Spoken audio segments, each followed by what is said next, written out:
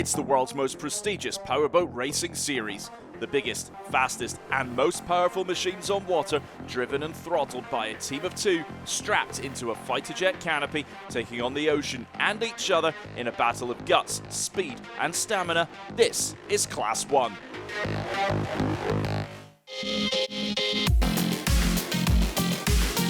Five-ton catamarans with twin turbocharged 1,100 horsepower inboard V8 engines reaching speeds of up to 210 kilometers per hour in rough offshore conditions where the slightest mistake could be your last. Promoted by P1 Offshore and sanctioned by the World Powerboat Governing Body, the UIM, and the American Powerboat Association, the APBA, the Class 1 World Powerboat Championship is back on the calendar with multiple races announced in 2022. As past masters and legends of the sport are joined by young blood and fresh faces, all keen to bring the thrill and passion of Class 1 back to international audiences in a sport with a history that goes back nearly 70 years to the first World Championship in 1964. The 2022 season kicked off with thunder on Cocoa Beach in Florida's beautiful Space Coast. Just an hour's drive from Orlando, here you'll find a vibrant bar and restaurant scene, glorious sunshine, miles of sandy beaches, and of course, stunning ocean views. Multiple classes were raced, including the Superstock and Supercats, in a powerboat celebration that went the entire weekend.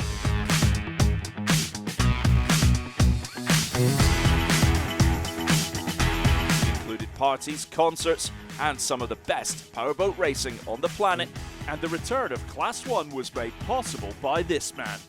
So here we are in Cocoa Beach for the inaugural round of the 2022 UIM World Championship Class 1 event. This is the first international Class 1 event, literally since 2015.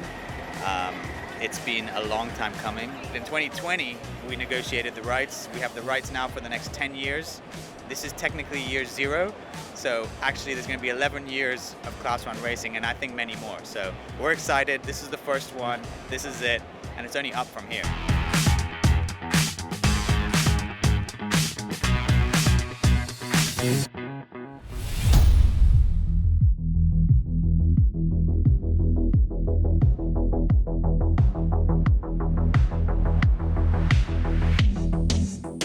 Class 1 demands the most experienced and steely-nerved powerboat racers.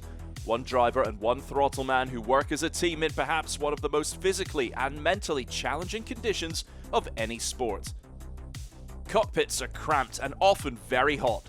The speeds are above 100 miles an hour over big sea swells and treacherous waves on open offshore waters, with the pilots taking a beating inside. There were 5 teams competing at Cocoa Beach, with both fresh and familiar faces on hand. No doubt the most familiar being the legendary Steve Curtis, the most successful Class 1 pilot in history. Curtis' last Class 1 win came in 2019, when he partnered with James Shepard in Miss Geico. Honoured by the Queen with an MBE, Steve Curtis is a truly exceptional racer, with 8 Class 1 World Championship titles to his name, and holds the record for being the youngest Class 1 throttleman to ever win a title at the tender age of 21 in 1985. Curtis's old Miss Geico team is now rebranded as the number 21 Husky Racing Husky Chocolate Boat. He joins up with driver Britt Lilly for the race off Cocoa Beach. Well, today I got Britt Lilly, he's a fantastic driver, second generation. You know, Britt was born in a boat, so he's a fantastic driver, natural driver.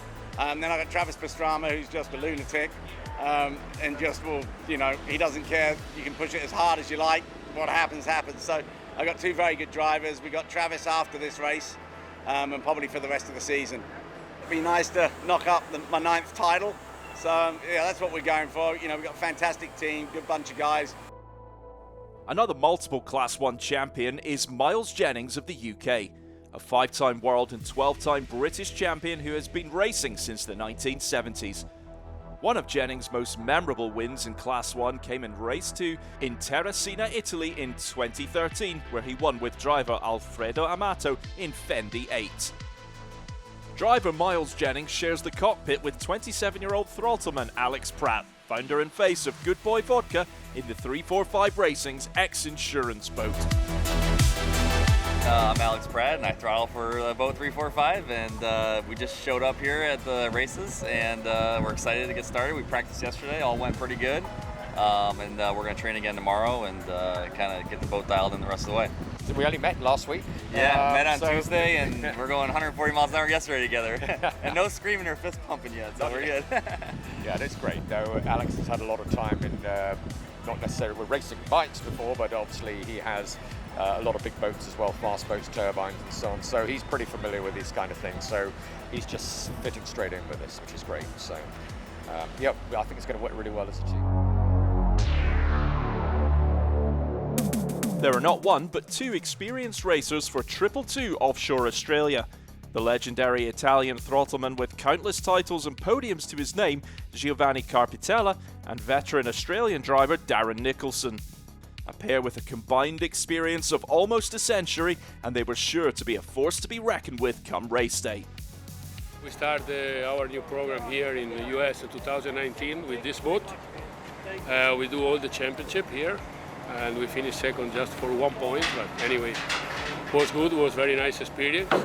We've got new partners, Australian Navy, so that's good, but it's the same noise in the back, the Mercury's 1100, which are excellent, and it's really just tweaking those little things now to make sure we don't have too many bugs. We've been laid up for 2.5 years, and it'll probably be a 20-cent part that's having a holiday.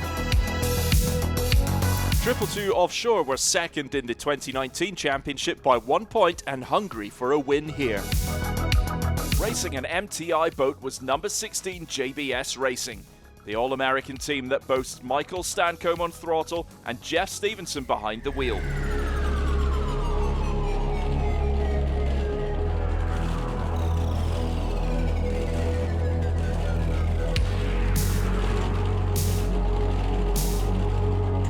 I started about 10 years ago when I sold all my turbine stuff, and we came up with this idea with the more cylinders, the same big power but less power per cylinder to make it more reliable, less fatigue, less heat, less wear. Jeff and I became friends and acquaintances back in the Donzi days. Just seemed to gel really well together. Had a good time. There's a lot of smiles in the cockpit and learning the boat, learning each other, and we got a shot. Yeah, we're the underdog. We don't have experience of running Class 1 like Steve Curtis or Miles Jennings, but we have our own talent. We're born and bred, and watch out. There's a couple talented guys coming up after everybody. Rounding out the field is number 77 Lucas Oil Satcom Direct E3, which boasts a wealth of experience with British ace Nigel Hook on throttle, alongside American Jay Johnson as driver, trading in their V-hull from 2019 for a catamaran this season, in their Mystic-built boat. The catamaran's very different than the V-bottom, but we're still getting used to it. But they're both amazing. It just depends on the water. It's nice having both. We can pick and choose which one we want to run. So no, this is a perfect venue to kick it off, and yeah, it's be our first seasonal race, you could say, in this catamaran, the 77 Lucas Oil. We call it J Hook. J Hook. The big news in Class 1 is the use of twin turbocharged 9-litre 1,100 horsepower Mercury V8 engines, which are expected to add a level of reliability whilst also cutting down costs. The new engines have been adopted by all teams in Class 1, with the exception of JBS Racing.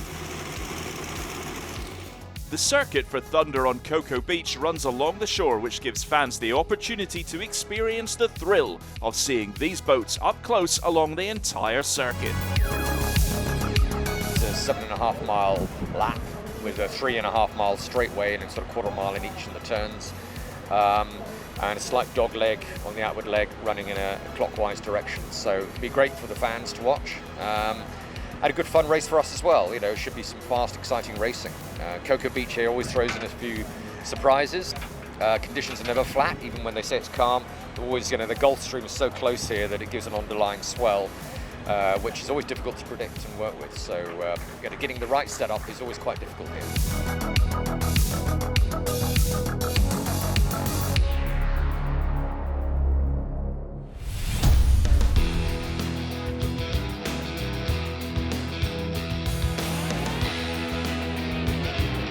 Local organisers put on a great show before race day for fans and teams alike.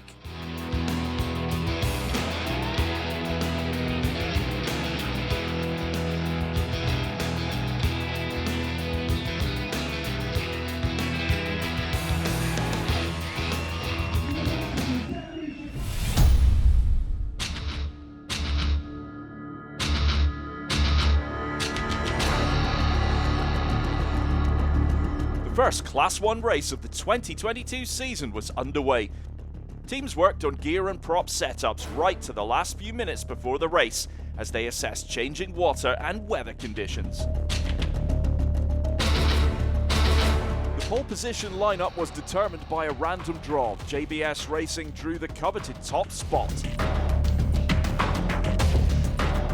77 Lucas Oil boat drew P2 on the starting lineup. You know, go as fast as we can, get the checkered flag before someone else does. That's the strategy. We'll see, you know, it's hard to tell what the conditions are going to be. It seems to be getting a little lighter now, right? It was roughed up a little bit this morning, but having watched the last race, seems like it's laying down a little bit. So hopefully we got the right prop choice.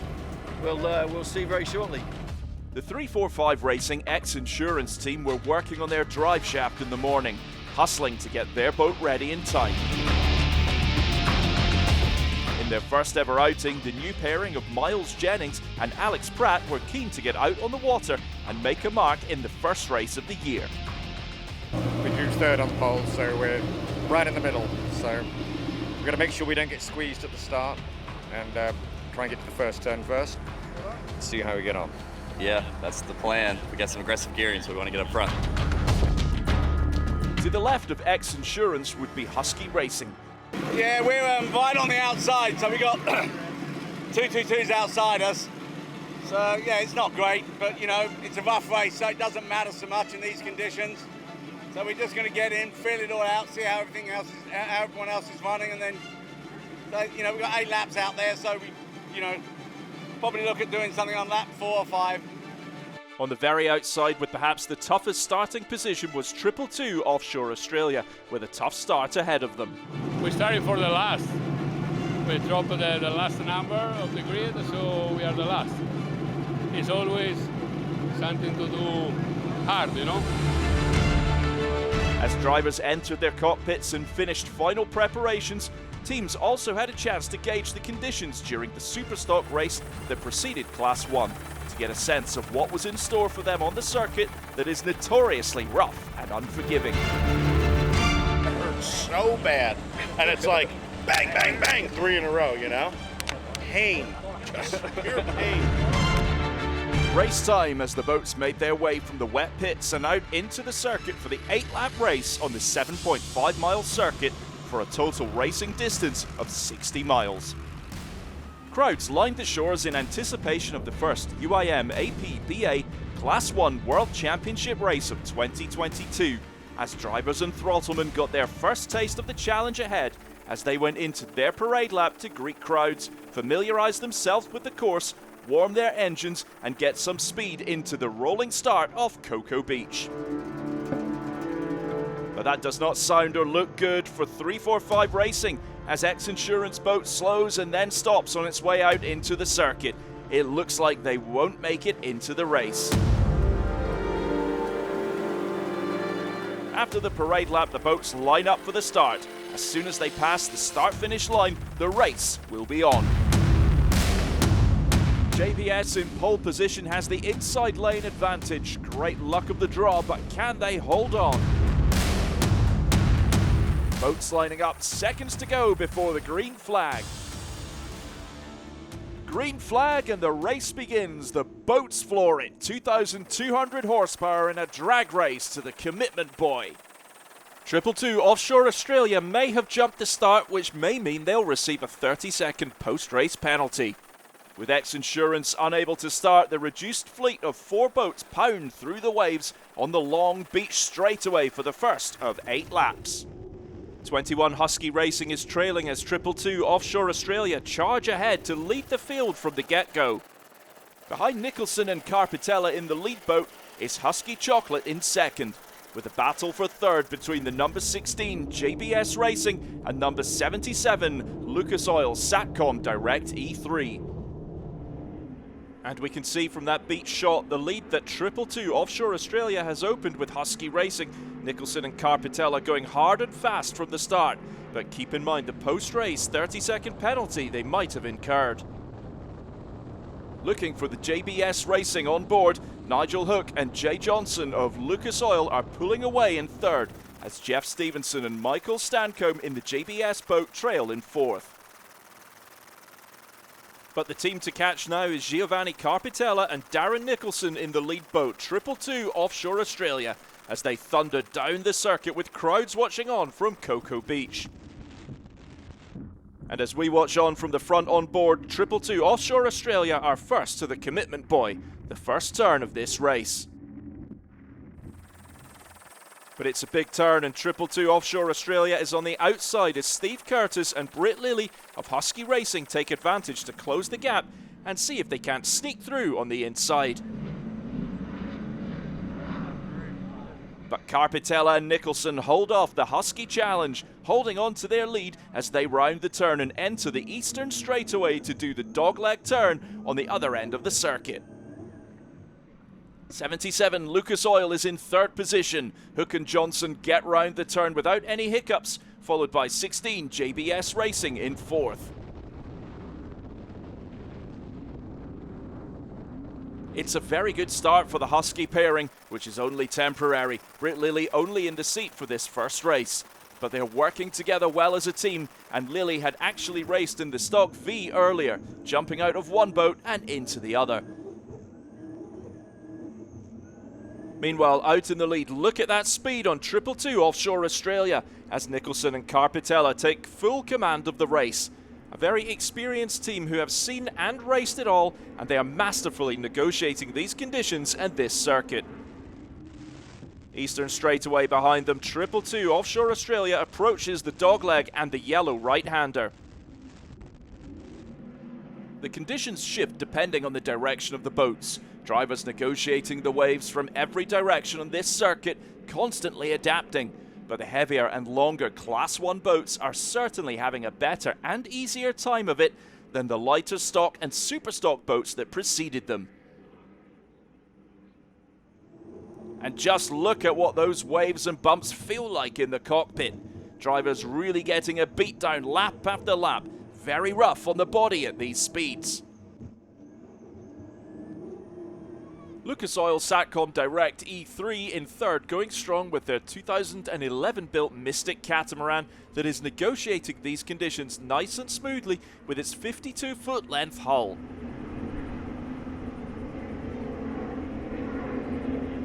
JBS only have a 42-foot boat, one of the shortest in this field, and they take a heavier pounding in the waves. 222 Offshore Australia is going from strength to strength as they open their lead further, seemingly relishing these rough conditions and thriving out on the open waters as they no doubt keep one eye on Husky Chocolate behind them in lap 2. While Steve Curtis is known to bide his time and get a few laps in before pushing hard, the gap here between Husky and Offshore Australia has more to do with the excellent racing so far and pace of Carpitella and Nicholson than it has to do with any strategy on Husky Racing's part. Lucas Oil Satcom Direct E3 in third, going strong with their 2011 built Mystic catamaran that is negotiating these conditions nice and smoothly with its 45-foot length hull, longer than all but the Husky Racing Victory hull at 47 feet in length, which makes for extra stability in these rough conditions. But Lucas Oil has a problem. They slow and then grind to a halt, trying to restart but having no luck. What a shame for them as the race comes to a premature end for Nigel Hook and Jay Johnson as JBS Racing glides past into third position. Out in the lead, the boats come around the bend, with Husky Racing managing to keep a check on the front runners 222 Offshore Australia, keeping them in their sights with a 15-second gap between the two boats. But Curtis and Lilly appears to be upping the speed now on the straightaways as they build momentum and rhythm in the middle portion of the race. In third place, JBS has a lot of catching up to do, with Mike Stancombe and Jeff Stevenson 75 seconds off the pace. Great racing from Nicholson driving the 222 Offshore Australia boat. The Queensland Australia native is actually an avid and multi-race winning competitive sailor, but he's since traded the sails for V8 engines, winning multiple races throughout his career, including the Australian national title, the historic Venice to Monte Carlo Lion of the Sea race, X-Cats, and 2 Class 1 races in Europe and the Middle East. The halfway mark as the reduced fleet of 3 boats enter lap 4, and Husky Racing's Curtis and Lilly try to stay in touch with the leaders, looking for a chance to make their attack. But so far, Carpitella and Nicholson have been running an impeccable race to hold off the Husky Chocolate boat. 222 Offshore Australia has opened such a gap with JBS Racing that they are about to lap them as they approach the turn. But the 222 boat finds the going rough, taking a bit of air and a big hit on that rough turn as they enter the next straightaway. Disaster for 222 Offshore Australia. They've come to a complete standstill, floating on the waves. What a shame for them as they break down and are out of the race. Husky Racing in the lead now, and it's just a 2-horse race with JBS far behind the leading boat of Curtis and Lilly. The gap is big enough that the Husky Chocolate boat is about to lap JBS, but JBS is at least still in the race and on course for a runner-up finish, as Husky laps JBS and merely has to close out the few remaining laps. A dejected and broken-hearted Darren Nicholson and Giovanni Carpitella stand on their hull, ruining what might have been, waiting to get towed back to shore. The laps wind down, no change in positions, as Husky Racing, Husky Chocolate, Steve Curtis and Britt Lilly are the winners of Thunder on Cocoa Beach, as they start the new season with a convincing win. Curtis on course for a record 9th Class 1 world title. Great result too for JBS Racing. Husky are the winners with 20 points in the overall standing, JBS second with 15, and 222 Offshore Australia's Giovanni Carpitella and Darren Nicholson can take consolation in third place and 12 points on the board. Tough out there. It was a little bit. It's so, like when I'm listening, the sound of the boat cracking and creaking every time it lands, it's like it amplifies. Glad to be the hell out of that. Got that one out. Yeah, I mean, we couldn't even get on plane. I think we broke a drive shaft or something, maybe. Just almost no power, and then one of the shafts broke, and we heard it, so we stopped right away. So it was our port side. Yeah. It must not have been fixed all the way, maybe, or some type of issue that continued. So yeah, it's a shame, but I guess that's boating, right?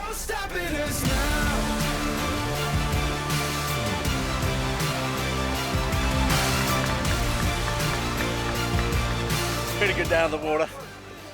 We found out afterwards actually the 222 jumped the start, so they got a 30-second penalty, which was would have been nice to know halfway through the race. Wow. And to push so hard. So, but yeah, I don't know if we'd have got by them like I said before, but we ran good, and the guys did a fantastic job keeping the mechanically the boat was all set up, didn't miss a beat, so we were super happy.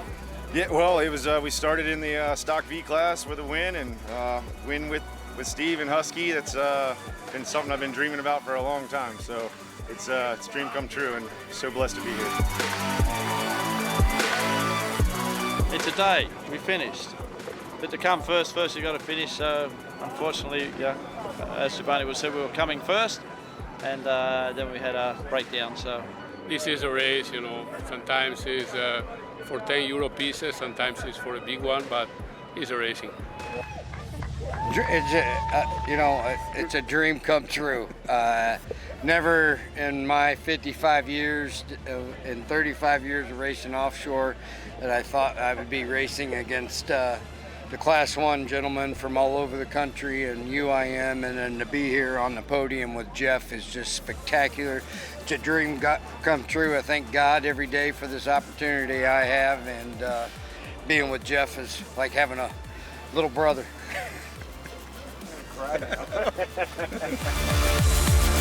And that concludes an exciting return to international Class 1 racing. See you in Sarasota for the next round of the 2022 UIM APBA Class 1 World Powerboat Championship.